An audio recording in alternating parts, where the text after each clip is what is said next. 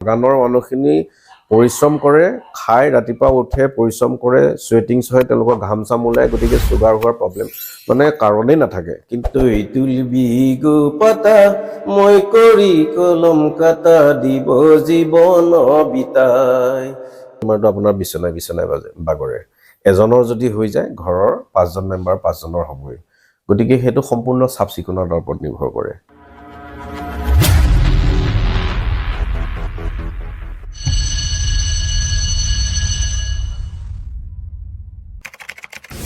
নমস্কাৰ, মই বৰ্তমান উপস্থিত আছোঁ গোলাঘাট জিলাৰ খুমটাই চাহ বাগিচাত। ইয়াতে যে আমাৰ ভইচ অফ ঝুমুৰৰ অডিশ্যন চলি আছিল তাতে উপস্থিত হৈছিলোঁ, আৰু তাতে আমি দেখিবলৈ পাইছিলোঁ আমাৰ খুমটাই চাহ বাগিচাৰ যিগৰাকী ফাৰ্মাচিষ্ট আছে তেখেত 19 বছৰ ধৰি একেখন চাহ বাগিচাতে তেখেত ফাৰ্মাচিষ্ট হিচাপে কৰি আছে। আৰু এটা কথা ভাল লাগিলে উল্লেখ কৰিব লাগিব, ভইচ অফ ঝুমুৰ কম্পিটিশ্যনত যি আমি অডিশ্যন লৈছিলোঁ তাত তেখেতে নিজেই আহি অডিশ্যন দিছেহি। গতিকে তেখেতৰ ওচৰলৈ আহিলে তেখেতৰ লগত কিছু আলাপ কৰিবলৈ যত্ন কৰিম আৰু কিছু কথা জানিব যত্ন কৰিম, যিহেতু তেখেত চাহ বাগিচাৰ লগত জড়িত এগৰাকী ফাৰ্মাচিষ্ট। আমাৰ চাহ বাগিচাৰ শ্ৰমিকৰ সমস্যাৰ বিষয়ে কথা পাতিম, আৰু আমি জানিবলৈ পাইছোঁ তেখেতে ভাল গীত গায়, গীত ৰচনাও কৰে। গতিকে গীতৰ কথা কোৱাত মই তেখেত হৈছে প্ৰদীপ মেধি ডাঙৰীয়া। তেখেতক আমাৰ পোহৰ নিউজ 24 ৱেলকাম জনাইছোঁ। ধন্যবাদ। প্ৰথমে আপোনালোকক ধন্যবাদ জনাইছোঁ মোক আজি সাক্ষাৎকাৰলৈ অনুষ্ঠানটিৰ বাবে আমন্ত্ৰণ কৰাৰ বাবে। বিশেষকৈ আপোনাক শেখৰদাক ধন্যবাদ জনাইছোঁ। খুবেই ভাল লাগিছে অনুষ্ঠানটিত নিজতে উপস্থিত থাকি। আমি কথা পাতিম, কথাটো চলি থাকিব। কথাৰ মাজতে আৰম্ভণিতে আপোনাৰ জনপ্ৰিয়তা গীতেৰে মই আৰম্ভণি কৰিব বিচাৰিছোঁ। গতিকে আপুনি গীত এটা অকণ গুণগুণালে ভাল লাগিব।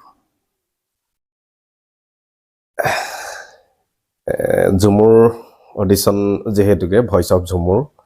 ঝুমুৰৰ গান এইবাৰ 2024 চনৰ প্ৰথম গানটোকে 2024 চনৰ গানটোৱে মই আপোনালোকক অলপ শুনাব বিচাৰিছোঁ। মই নিজে লিখা আছিলে। ৰাবুল তুৰী আমাৰ জনকল্যাণ বিষয়া জ্যোতিপ্ৰকাশ কুৰ্মীয়ে মোক অলপ সহায় কৰি দিছিলে, যিহেতুকে মই নন টিজিএল ল'ৰা আৰু মানে ব্যাকৰণ বা শব্দবিলাকৰ মোৰ ভাৱটো শব্দবিলাক কেনেকুৱা ধৰণত ল'ব পাৰি সেইখিনিৰ কাৰণে মই ৰাবুল তুৰী ডাঙৰীয়া আৰু জ্যোতিপ্ৰকাশ ডাঙৰীয়া আৰু লগতে প্ৰদীপ কুৰ্মী ডাঙৰীয়াৰ পৰাও সহায় লৈছিলোঁ। তেওঁলোকে যথেষ্ট সহায় কৰিছে, তেওঁলোকৰ ওচৰত যথেষ্ট কৃতজ্ঞ। আৰু গানটি মই বাণীবদ্ধ কৰিলোঁ মোৰ নিজৰ চেনেল প্ৰদীপ মেধি মিউজিকেলত 2024 চনৰ প্ৰডাকশ্যন এটা।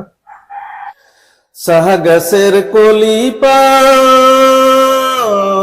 ধ্বনি কৰে গো মিঠা মাত, চাহ গাছের কলি ধ্বনি করে গো মিঠা মাত,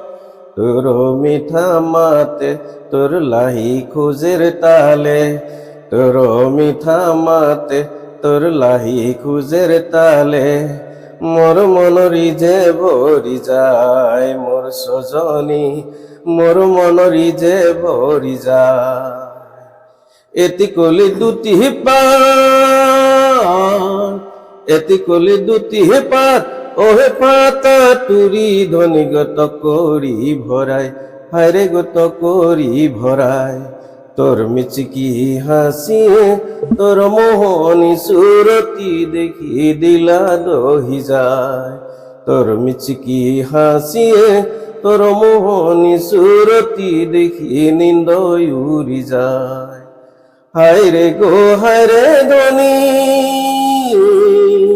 তোকে আনিব আপন করি, হায়রে গো হায়রে ধনী তোকে আনিব আপন করি, মোর জীবনে রাখিব যতনে। তুই তুলবি গো পাতা মই করি কলম কাটা দিব জীবন বিতাই, তুই তুলবি গো পাতা মই করি কলম কাটা দিব জীবন বিতাই। Thank U. গীতটো আপোনাৰ নিজে ৰচনা কৰা? গানটি মই নিজে ৰচনা কৰা, সিকুৱেন্স খিনি মই নিজে চিন্তা কৰি লিখিছিলোঁ, অসমীয়াতে লিখিছিলোঁ। মই ক'লোৱেই মোক কেইবাজন ব্যক্তিয়ে উপৰোক্ত যিখিনি কৈছোঁ তেওঁলোকৰ বিষয়ে তেওঁলোকে যথেষ্ট সহায় কৰিছে। আৰু মোৰ যিজন মিউজিক ডাইৰেক্টৰ শংকৰ পাণ্ডে তেখেতেও যথেষ্ট গাইড কৰিছে খুব ভাল লাগিছে আপুনি 19 বছৰ ইয়াতে আছে হয়। একেটা জগত উম। ইয়াতে লাগি থকা ইয়াতে চাকৰি কৰাৰ ৰহস্যটো কি আচলতে 2006 চনৰ 1 ছেপ্টেম্বৰত মই জইন কৰিছিলোঁ তেতিয়া আহিছিলোঁ একমাত্ৰ 4 মাহৰ কাৰণে 4 মাহৰ কাৰণে আহিলোঁ 4 মাহ ছেপ্টেম্বৰ অক্টোবৰ নৱেম্বৰ ডিচেম্বৰ তাৰপাছত আকৌ নিজৰ ফাৰ্মাচী আছিলে মাকুন্দি ড্ৰাগছ মোৰ তেতেলিয়াতে তাতে ফাৰ্মাচীত লাগিম ব্যৱসায় কৰিম সেইটো এটা উদ্দেশ্য আছিলে কিন্তু আহি দেখিলোঁ বাগানৰ যিটো জীৱন যাত্ৰা মানুহসকলৰ যিসকল কৰ্মী যিখন ৰাইজ আছে প্ৰকৃততে মোৰ বহুত দুখ লাগিছিলে এজন মেডিকেল পাৰ্চন হিচাপত মেডিকেল ফেচিলিটিৰ ক্ষেত্ৰত ইমানেই শোচনীয় অৱস্থা আছিলে তেতিয়া মোৰ খুব দুখ লাগিছিলে আৰু মই তেতিয়া চিন্তা কৰিছিলোঁ যে মই থাকি কিবা এটা পৰিৱৰ্তন কৰিব পাৰোঁ নেকি আৰু ষ্টেপ বাই ষ্টেপ তেনেকৈ কৰি মই সেই 4 মাহৰ কথাটো মই বাদ দিলোঁ 4 মাহৰ কাৰণে আহিবলৈ না মোৰ যেতিয়ালৈকে থাকিবলৈ আছে আৰু যেতিয়ালৈকে মই পাৰোঁ সিমানখিনি মই পৰিৱৰ্তন কৰিম মেডিকেলৰ ক্ষেত্ৰত মোৰ এতিয়াও মনত আছে এখন অপিডি পেড নাছিলে খুমটাই হস্পিটেলত এখন ইনডোৰ পেড নাছিলে গোটেইখিনি মই নিজে প্ৰিপেয়াৰ কৰা এতিয়া যিটো চলি আছে যিটো সিস্টেম চলি আছে আৰু মেডিকেল ফেচিলিটিৰ ক্ষেত্ৰতো যিসকল কৰ্মী আছে সহজ সৰল মানুহ তেওঁলোকক যিটো দিয়ে সেইটোকে লৈ যায় কিন্তু আমি জনা মানুহখিনিয়ে যদি তেওঁলোকক ঠগাবলৈ যদি চেষ্টা কৰোঁ সেইটো এটা সাংঘাতিক অপৰাধে নহয় সাংঘাতিক এটা পাপ হয় গতিকে সেইখিনি পৰিৱৰ্তন কৰিবৰ কাৰণে আচলতে মই থাকি 19 বছৰ ৰানিং আজি তাৰিখত মানে ৰাইজে আপোনাক এৰি নিদিয়া হ'ল ৰাইজে এৰি নিদিয়া হ'ল মই চৰকাৰী চাকৰি পাইছিলোঁ 3বাৰমান পাইছিলোঁ আমাৰ জেনেৰেল মেনেজাৰে 2বাৰ মোক মানে ইণ্টাৰভিউ কেঞ্চেল কৰিলে তেওঁ এটা পৰীক্ষা কৰাৰ নিচিনাও কৰিছিলে উইদাউট ডক্টৰ মই চলাইছিলোঁ কেইবা বছৰো চলালোঁ আৰু তেওঁ ভাবিলে যে ইমান জুনিয়ৰ ল'ৰা এজন নতুন ল'ৰা এজনে এখন হস্পিটেল ডিভিজন নহয় খুমটাই হস্পিটেল চলাইছিলোঁ তেতিয়া এতিয়া বাৰু মই বনবাগানত আছোঁ ডিভিজনত কিন্তু তেতিয়াৰ দিনত চলাইছিলোঁ ৰাইজৰ মৰম চেনে আশীৰ্বাদ আৰু যিখিনি আচলতে ভাল কাম কৰিছিলোঁ কাৰণে ভাল ৰিজাল্ট এটা পাইছোঁ মৰম চেনে পাইছোঁ আৰু আপোনালোকৰ মাজতো আজি আহিব পাইছোঁ তাৰমানে কিন্তু এটা কথা জানিব মন গৈছে যিহেতু প্ৰায়ভাগ চাহ বাগিচাত আমি আগত শুনিব পাইছিলোঁ দেখিব পাইছিলোঁ যে পেট হোক बुखार हो झाड़ा हो बमी हो वो हमने अस्पताल जाला तो हमने केवल पानी दवाई এটা খালি দিয়ে দিলা হয়তো আমি ভাল হৈ যালা তো এই কথাটো কিমান দূৰ হসা আপুনি কি ক'ব বিচাৰিছে আসলতে তেনেকুৱা ধৰণৰ বাগানৰ যিটো খৰচাটোৰ কাৰণে বাগানত এটা হিউজ এমাউণ্টত যিটো আমাৰ জেনেৰেলি আজিৰ তাৰিখত আগতেটো কম্পাউণ্ডাৰ আছিলে আগতে কম্পাউণ্ডাৰ বুলি এটো কাৰণে কয় কেবাটাও এলিমেন্টস লক কৰি কফ সিৰাপ এটা বনাবলৈ হলে কেবাটাও মিক্সাৰ কৰি পেলে কম্পাউণ্ডিং কৰা হয় কাৰণে তেখেতক কম্পাউণ্ডাৰ কৈছিলে কিন্তু কম্পাউণ্ডাৰ সেই প্ৰসেসটো আজিকালি বন্ধ আজিকালি হল ৰেডিমেড বস্তু মানে ধৰক আপোনাৰ কোম্পানীৰ ৰেডিমেড বস্তু বনাই দিব আপুনি ডিসপেন্স কৰিব লাগে সেই কাৰণে তেখেতক ফাৰ্মাসিষ্ট বুলি কোৱা হয় কিন্তু বাগানৰ ক্ষেত্ৰত কি হয় জেনেৰেলি সাপোজ মই আপুনি যেটো কথা উত্থাপন কৰিছে বহুত প্ৰয়োজনীয় কথা আৰু এটো সেইখিনি মানে সাফাৰ কৰি আহিছে এতিয়া আমি যদি চাও যে এন্টাসিড জেল বা গেস্টিকৰ বটলৰ দৰব এটা জেনেৰেলি এটা মানুহক চোৱাৰ পাছত এক বটল দি দিব লাগে তেখেতে 2 দিন খাব 4 দিন খাব 5 দিন খাব তেখেতে খাব 2 চামুচকে 3 বাৰ খাব লাগে কিন্তু বাগানত হয় কি 450 ml ৰ বটল বা 500 লিটাৰ বটল এটা আহে তাৰ পৰা হয়তো কোনবা আনিবলৈ গলে এক্সট্ৰা বটল লৈ আনিব লাগিব নহলে ডাইৰেক্ট খাবলৈ গলে আপুনি তাতে খাব লাগিব হে পনিয়া দৰবে আৰু এনেকুৱা ধৰণৰো মই পাইছো এতিয়া অৱশ্যে হেবোৰ মই কেনসেল কৰিলো আপোনাৰ 1000টা টেবলেটৰ জাৰ এটা আহে 1000 টেবলেট থাকিব এটা জাৰ থাকিব পেৰাচিটামলে হক এস্পিৰিনে হক এটো মোৰৰ বিহু কাম কৰিব জৰুৰ কাম কৰিব আমি দুটা চাৰিটা মিলাই পেলে তেনেকা ধৰণৰ দিয়া এটা প্ৰসেস চলিছিলে কিন্তু মই স্টেপ বাই স্টেপ বস্তুটো নাইকিয়া কৰিলো কাৰণ বস্তু এটা দৰব এটা যেতিয়া আমি ওপেন জেগাত খুলো তেতিয়া সেই বস্তুটো এয়াৰ ডিটোৰিয়েটেড হয় তাৰ গুণাগুণটো নাইকিয়া হৈ যায় গতিকে আজি সাপোজ 3 দিনৰ কাৰণে মই 3 গুণ 6টা মই দৰব দি পঠালো আজি যিমানটো আপোনাৰ এফিকেসি কাম কৰিব কাইলে আপোনাৰ এফিকেসি কমি যাব পৰহিলে আৰু কমি যাব গতিকে মানুহজনৰ ভাল নহয় ভাল নোহোৱাৰ ফলত তেওঁ কি ক'ব যে হস্পিটেলত আমনি লাগিব যে মই ট্ৰিটমেন্ট নকৰো এতিয়া মই প্ৰাইভেট কোনবা এজনক মাতিব লাগে প্ৰাইভেট কোনবা এজনক মাতিবলৈ হলে তেখেতে খৰচা কৰিব লাগিব বা তেখেতে ক'বাত যাব লগা হলে তেখেতে খৰচা কৰিব লাগে তেখেতৰ তেওঁলোকৰ যদিও বা পাৰ্মানেন্ট কাম কৰে তেখেতৰ এক্সট্ৰা খৰচা এটা হৈ যায় মানুহখিনিয়ে পায় কেইটকা দৰমহা গতিকে সেইখিনিৰ ওপৰতে যদি আৰু এক্সট্ৰা ট্ৰিটমেণ্ট পাবলগীয়া বস্তুখিনি নাপায় যদি আকৌ ট্ৰিটমেণ্ট কৰিব লগা হয় সেইটো বহুত দুখৰ বিষয় মই সেইখিনি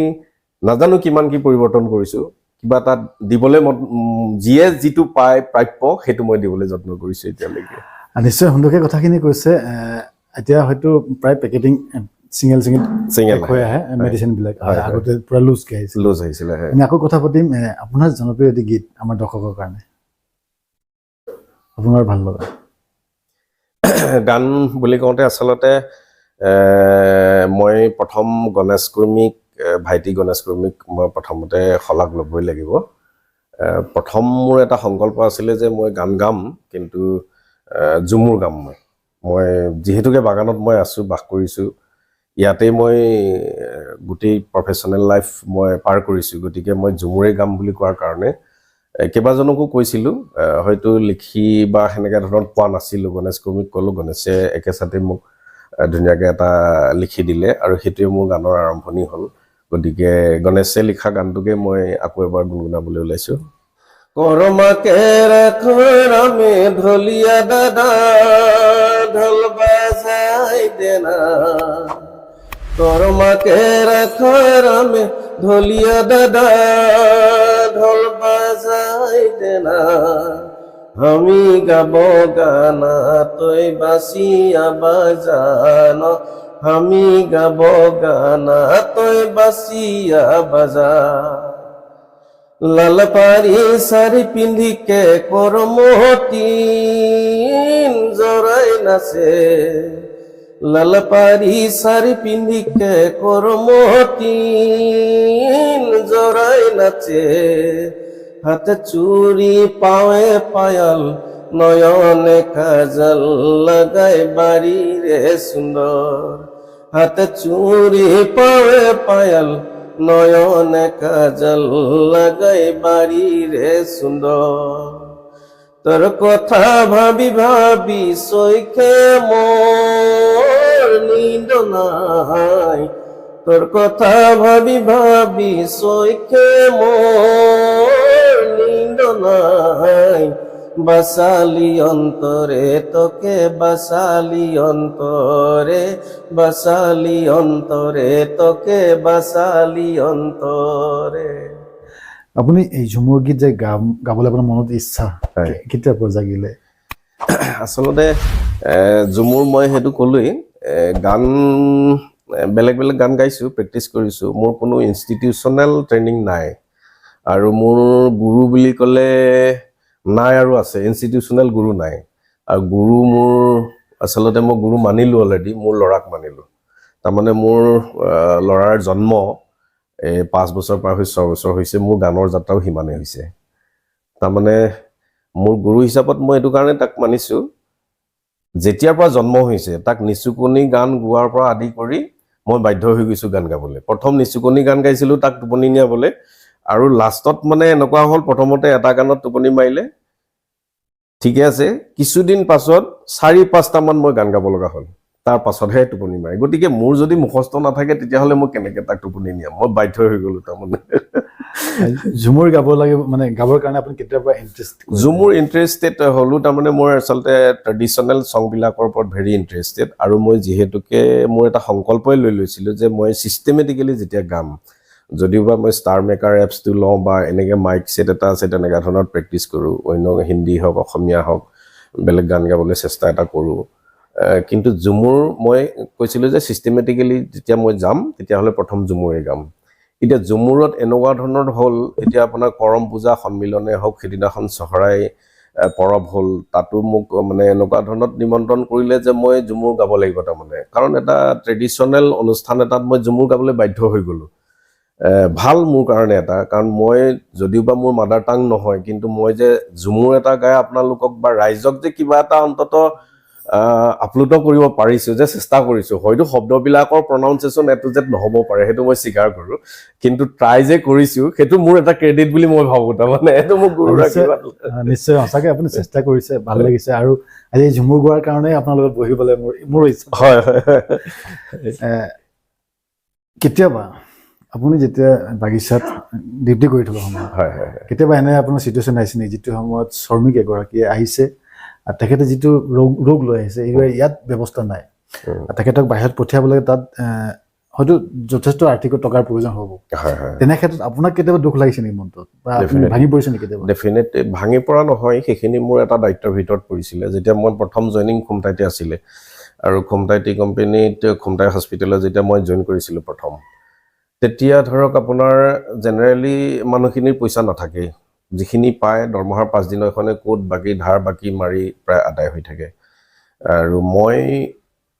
যেতিয়া পেচেণ্ট এটা ৰেফাৰ কৰোঁ যে হাতত পইচা নাই ইভেন দেন মোৰ হাতৰ পৰাও মই কেতিয়াবা পইচা দি দিছোঁ সেইটো ৰেকৰ্ড আছে যে পেচেণ্টটো লৈ যাম মুঠতে দৰৱৰ অৰ্ডাৰখন দিলোঁ আমাৰ দৰৱৰ বাকী দোকান আছে ইনভেষ্টিগেশ্যনৰ কাৰণে কিবা ধৰক বাকী দোকান আছে তাত কৰি দিব আৰু খোৱা বোৱাৰ কাৰণে এটেণ্ডেণ্টৰ কাৰণে 200-300 টকা মই পকেটৰ পৰা দি দিছোঁ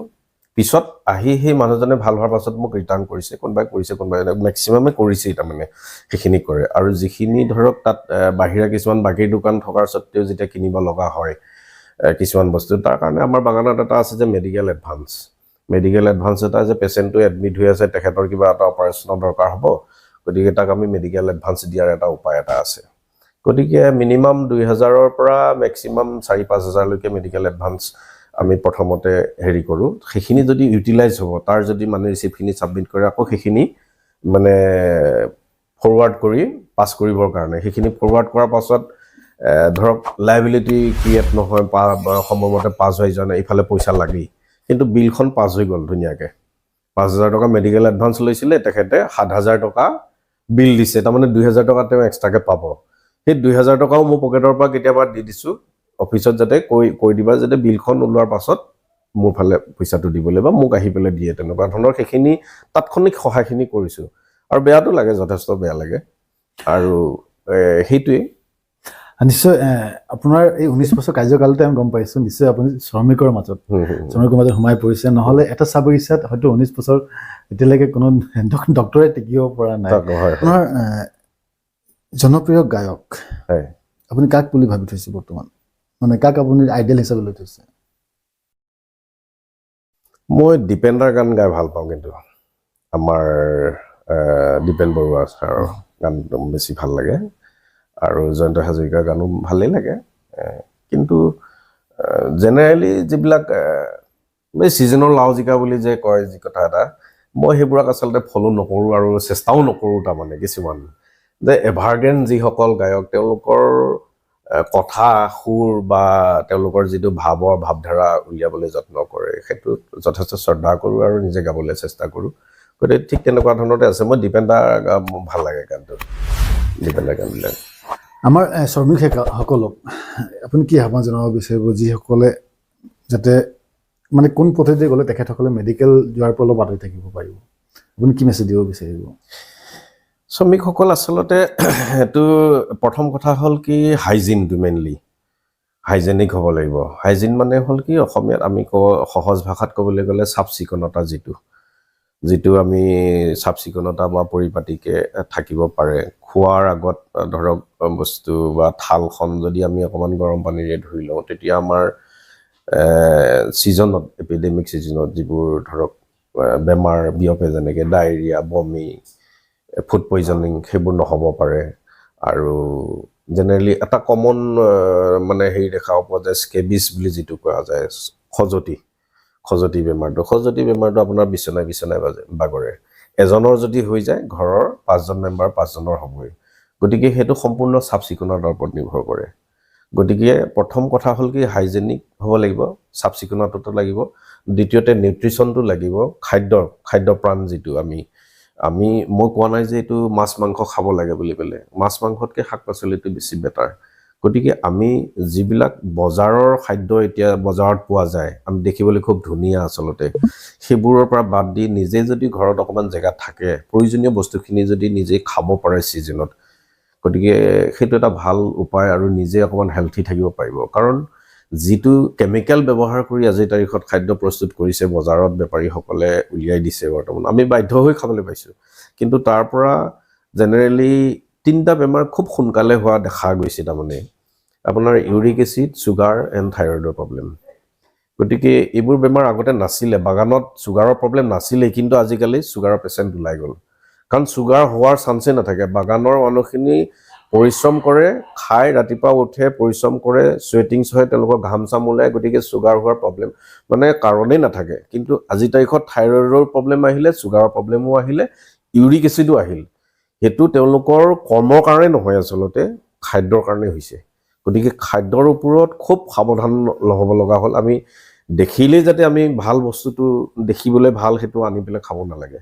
বস্তুটো তাত কিবা কেমিকেল দিয়া আছে নেকি, কিমান % দিছে, নাখালেই হ'ল, নাই বুলি ধৰিলেই হ'ল। মোৰ মতে মই ভাবোঁ যে বস্তুটো নাই। আজিৰ তাৰিখত যদি আপুনি লাই শাক আপোনাৰ হোৱা নাই, ধৰা কথাটো কৈছোঁ, কিন্তু অফ ছিজনত আপোনাৰ লাই শাক ওলাই গ'ল, নাখালেই হ'ল, নাই মানে এইটো নাই, যেতিয়া মোৰ প্ৰয়োজন হ'ব তেতিয়া মই খাম, ধৰক ঠিক তেনেকুৱা। সেইটোৱে মই ভাবোঁ তাৰমানে যে খাবই যে লাগিব সেইটো কথা নাই। এতিয়া মাছৰুম, কাঠফুলা, যিটো কাঠফুলা পয়জনিং হৈ আমাৰ বাগানত কেইবাটাও আগতে কেছ আহিছে, আমি লগে লগে ৰেফাৰ কৰিছোঁ তেনেকুৱা ধৰণৰ। তেনেকুৱা হট হোৱা নাই, কিন্তু ওচৰৰ গাঁৱতে আমাৰ হৈছিলে তেনেকুৱা। কিন্তু কথাটো হ'ল কি যে কাঠফুলাটো খাব লাগে বুলি পেলাই কি দৰকাৰ আছে? কাঠফুলা নাখালেও হয়, নাই বস্তুটো নাই বুলি ধৰি ল'ব লাগে। কাঠফুলাত প্ৰটিন বেছ এটা, প্ৰটিনটো আমিতো বেলেগ ধৰণেও পাব পাৰোঁতো। গতিকে যে সেইটো যে কাঠফুলা খাবই লাগিব কি কথাটো আছে, ঠিক তেনেকুৱা ধৰণৰ বস্তুটো। গতিকে সেইখিনি যদি সাৱধানতা অৱলম্বন কৰি থাকে, এটলিষ্ট হস্পিটেলৰ ফালে যাব নোৱাৰাকৈ, এতিয়া ঠাণ্ডাৰ ছিজনত ধৰক আপোনাৰ অকণমান যদি গৰম পানী ব্যৱহাৰ কৰে তেওঁলোকে, ডাষ্ট পাৰ্টিকলছৰ ইনহেল নহ'বৰ কাৰণে যদি মাস্কখন বা সেনেকুৱা এটা পৰিৱেশৰ পৰা যদি অকণমান আঁতৰাই ৰাখে, ধূলি বালিৰ পৰা যদি ল'ৰা ছোৱালীসকলক আঁতৰাই, নিশ্চয় সেইটো প্ৰটেকশ্যন হ'ব। নিশ্চয় ধন্যবাদ জনাইছোঁ। ইমান ব্যস্ততাৰ মাজতো আপুনি আমাৰ সময়কণ দিলে। আশা ৰাখিছোঁ ভৱিষ্যতে লগ পাম। নিশ্চয়। আৰু আমি বিদায় ল'ম। বিদায় লোৱাৰ আগত আপুনি এটি গীতেৰে আমি বিদায় ল'ব বিচাৰিম। ঝুমুৰ নে কি বেলেগ? আপোনাৰ যিকোনো এটা। মই দীপেন্দাৰ কথা ক'লোঁ। দীপেন্দাৰ এটি গান মোৰ খুব ভাল লাগে, আৰু মই যেতিয়া গান গাবলৈ আৰম্ভ কৰোঁ, আচলতে তাৰ আগতো এটা মোৰ একদম অৰিজিন প্ৰথম গান গোৱা গান এটা আছিলে জয়ন্ত হাজৰিকাৰ, সুৰাত মগন ভয়াল ৰাতি আছিলে। কিন্তু তাৰ আগতে মই সেইটোকে গাওঁ, যিটো গানেৰে মই মোৰ অলপ মেডিটেশ্যন থাকে ৰাতিপুৱা, মেডিটেশ্যন কৰি উঠিয়ে মানে মই প্ৰথম সুৰাত মগন ভয়াল ৰাতি সেইটোৱে গাওঁ, সেইটোৱে গাইছোঁ। সুৰাত মগন ভয়াল ৰাতি মৌন কুলাও, মই যেনে ৰ'দৰ বিৰা শব্দৰ সমদ, সুৰাত মগন ভয়াল ৰাতি মৌন কুলাও, মই যেনে ৰ'দৰ বিলা শব্দৰ সমদ, চন্দ্ৰ তৰাক থাপ মাৰি আনি থেকেচি পেলাবৰ সূৰ্যমুখীয়ে সজাব কাহানি ব্যথা সমাধিত, সুৰাত মগন ভয়াল ৰাতি মৌন কুলাও, মই যেনে ৰ'দৰ বিলা শব্দৰ সমদ, নিয়ম পিয়াসী সন্তানবোৰে নিয়ম নমনা হ'ল, মাতৃৰ চকু ঘন কুঁৱলীৰ গবৰ হৈ ৰ'ল, সগুনে সদায় সভাকে পাতে ভাষণ পৰি ৰ'ল, দিনবোৰ আমাৰ মৃত হৰিণৰ বেকাশীন যেন হ'ল, দিনবোৰ আমাৰ মৃত হৰিণৰ বেকাশীন যেন হ'ল। Thank you. নিশ্চয় ইমান ব্যস্ততাৰ মাজত আপুনি সময়কণ দিলে। আশা ৰাখিছোঁ ভৱিষ্যতে আৰু লগ পাম। বৰ বিশেষ নকওঁ, ইমানটোৱে কৈ বিদায় লৈছোঁ। ধন্যবাদ।